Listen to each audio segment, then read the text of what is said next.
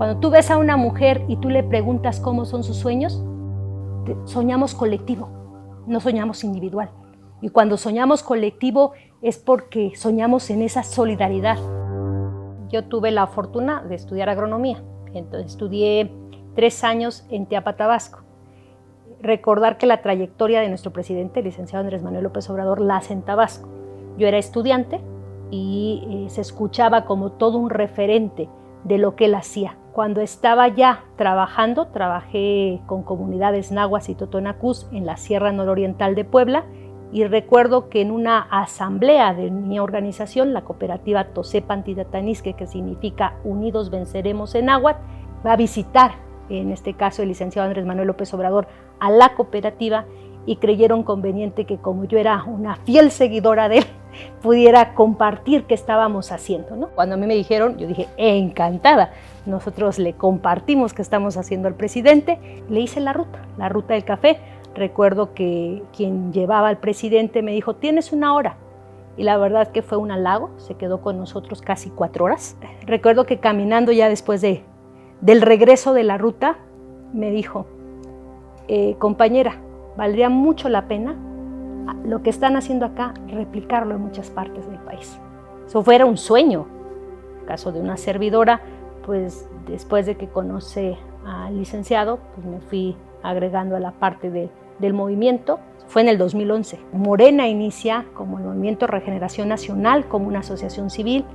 Asimismo, propongo como integrantes del Comité Ejecutivo a María Luisa Albores como responsable del rescate al campo y la soberanía alimentaria. Me encantó formar parte de este movimiento cuando era asociación civil.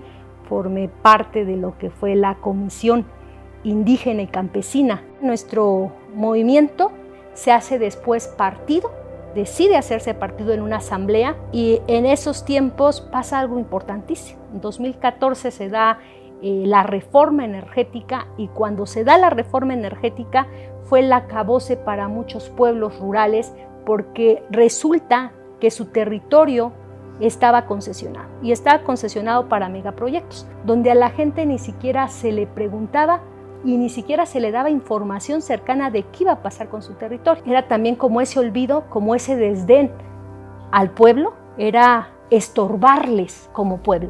Del dolor, de la rabia, del coraje, nace la esperanza, y nace la esperanza con amor, y en esa esperanza amorosa es que nos volvemos a organizar, y nos volvemos a organizar por una necesidad.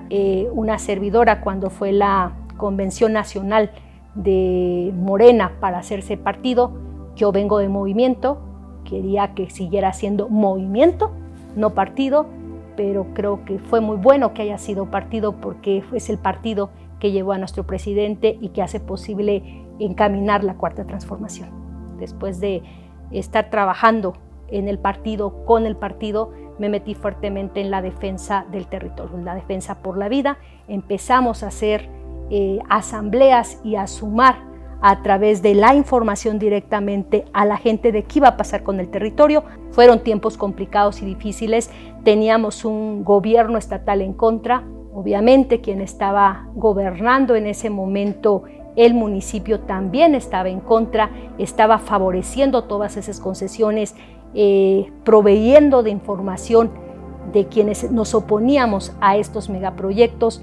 Tuvimos pues como esos tiempos más difíciles, porque también atentan contra uno, y cuando te atentan contra uno te atentan contra la vida, y también tú debes de sopesar en este sentido conscientemente lo que tú sí estás dispuesta o dispuesto a hacer. Lo que creemos nosotros y queremos seguir haciendo es seguir viviendo con esas propuestas, seguir encaminándonos a nuestras propuestas. Lo complicado en estos tiempos es que tenemos amenazas muy fuertes, que serían como la parte de las amenazas externas, porque todo este territorio, la parte de la Sierra Nororiental, está concesionada a grandes empresas que hacen extractivismo, ¿no? Como el caso de una mina que quieren colocar, se lleva 1.527 hectáreas de nuestro espacio, de nuestro territorio. Para nosotros quienes vivimos aquí en el pueblo es importante porque nos da el agua de las diferentes comunidades. Es la parte rica de la reserva del agua, ¿no? Todo mi reconocimiento a los pueblos en defensa. Y hablo de la defensa de la vida, a veces por cuestiones del agua, de un parque, de un lago, de un río, cuando son cuestiones legítimas. A mí me encantó la intervención que hace nuestro presidente cuando fuimos al lago de Texcoco. Y decía, ¿y dónde estuvieron esos grupos ambientalistas cuando estuvo la defensa? Quienes sí estuvieron fueron los pueblos, quienes impulsan y empujan que haya un área natural protegida en Lagos de Texcoco son los pueblos. ¿Dónde estuvieron esos ambientalistas que nunca dijeron que no se hiciera un aeropuerto donde la vocación es un lago? ¿Se escondieron? ¿Dónde estaban esos ambientalistas de la gran academia? No los vimos. Quienes estuvieron y que dieron su vida y quienes sufrieron hasta encarcelamiento en esa lucha fueron los pueblos. Yo, al igual que el presidente, considero que nuestro pueblo, el pueblo mexicano, es un pueblo muy digno, es un pueblo muy solidario y en ese sentido tiene una gran riqueza, y en esa gran riqueza es una gran riqueza cultural de valores, porque hacemos comunidad, y cuando hacemos comunidades es el diálogo, es el escucharnos qué piensa el otro, pero también qué está sintiendo el otro. Luchas legítimas de este país la han hecho los pueblos, y que en esas luchas legítimas es donde tenemos que voltear nuestra vocación, y es ahí, en esas luchas, donde nosotros podemos tejer y coayudar. En este momento yo lo que hago es una invitación, porque creo que la única propuesta viable es a través del Movimiento de Regeneración Nacional, donde nosotros creemos que las propuestas precisamente para nuestro campo, para volver precisamente a lo que es la soberanía alimentaria de este país, vienen desde la base, desde aquellos que trabajamos en el campo, que estamos en el campo, que somos hombres y mujeres, que somos campesinos y campesinas y tenemos ese derecho. Nosotros queremos permanecer y pertenecer a nuestros lugares, y esta es la única forma, la única vía de hacer precisamente un otro México posible.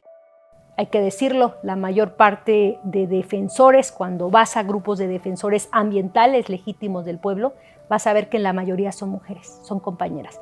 ¿Y por qué son compañeras y son mujeres?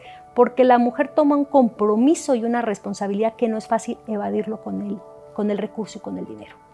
Quienes tomaron más la defensa del territorio y la defensa de la vida en la sierra, las aguerridas éramos las mujeres. Las que nos parábamos éramos las mujeres. Cuando tú ves a una mujer y tú le preguntas cómo son sus sueños, soñamos colectivo, no soñamos individual. Y cuando soñamos colectivo es porque soñamos en esa solidaridad. Y eso es una gran diferencia. Cuando tú le preguntas a un varón, y eso me tocaba hacerlo en los talleres, van a tener como una cuestión más individual, más de deseo individual, ¿no? Entonces, creo esto importante compartirlo y comentarlo, porque también se va encaminando a que nuestras compañeras en las zonas rurales también, tomando que esa palabra no nos gusta mucho, esa de empoderamiento, pero que tengan ellas la fortaleza y el poder de tomar sus decisiones. El día de ayer se dio a conocer el decreto del Área Natural Protegida San Miguelito, la Sierra de San Miguelito. Hubo un proceso de consulta pública. Recordar que son de los temas que le interesan al presidente, porque cuando habla de un programa tan bello de reforestación y del cuidado ambiental y de impulsar áreas naturales protegidas en el país, él es el impulsor de la Sierra de San Miguelito, que ha sido todo un trabajo coordinado. Se planteaba que saliera de 109,000, salió de 111,000 hectáreas, fue más. Yo recuerdo esto cuando estaba en la Secretaría del Bienestar, nos tocó en una gira que el presidente estaba en esta gira, se le acercó la gente y le dijo que por favor pudiera hacer la Sierra de San Miguelito. Creo que se va haciendo algunas cosas importantes que no las podríamos hacer si no tuviéramos a un presidente como lo tenemos, que es ambientalista, que escucha muchísimo a la gente y que cada que sale a un territorio nos da tarea. Con esto, el presidente, el licenciado Andrés Manuel López Obrador, cumple el compromiso que asumió con el pueblo de San Luis en la gira que se hizo el 19 de mayo de 2019. Primero, tomar conciencia que es movimiento. Cuando es movimiento, nada permanece. Y entonces ese movimiento debe volcarse a crear comunidad. No se nos debe de olvidar, y eso debe ser de las cosas que debe hacer el movimiento, tomar conciencia de que debemos educarnos. Y cuando hablamos de educarnos, es educarnos en comunidad. Nuestras niñas, nuestros adolescentes y nuestros jóvenes deben de saber de esa lucha. Somos a veces de una memoria histórica muy corta y necesitamos poner en el centro las luchas, que no se nos olvide. Prácticamente estamos planteando de empezar a sembrar, es como que si hubiéramos germinado apenas. Nos estamos germinando como movimiento. Si hablamos de que queremos ser una gran ceiba, nos falta muchísimo. Y pongo esta alusión porque una ceiba es un árbol majestuoso, frondoso, cobija muchas especies, mucha fauna, nos da sombra. Y creo que Morena está germinando. Y si no germina bien, y no termina de plantarse, y no termina de crecer, y no termina, nos podemos quedar en la germinación, o en la germinación después quedarnos ni en árbol, en arbusto, ¿no? Nosotros soñamos con un partido que fuera congruente, como lo que es nuestro líder nacional, el licenciado Andrés Manuel López Obrador, nuestro presidente. Creo yo que parte crucial de este partido tiene que ser principios y valores. Morena es una comunidad amorosa. Morena, la esperanza de México.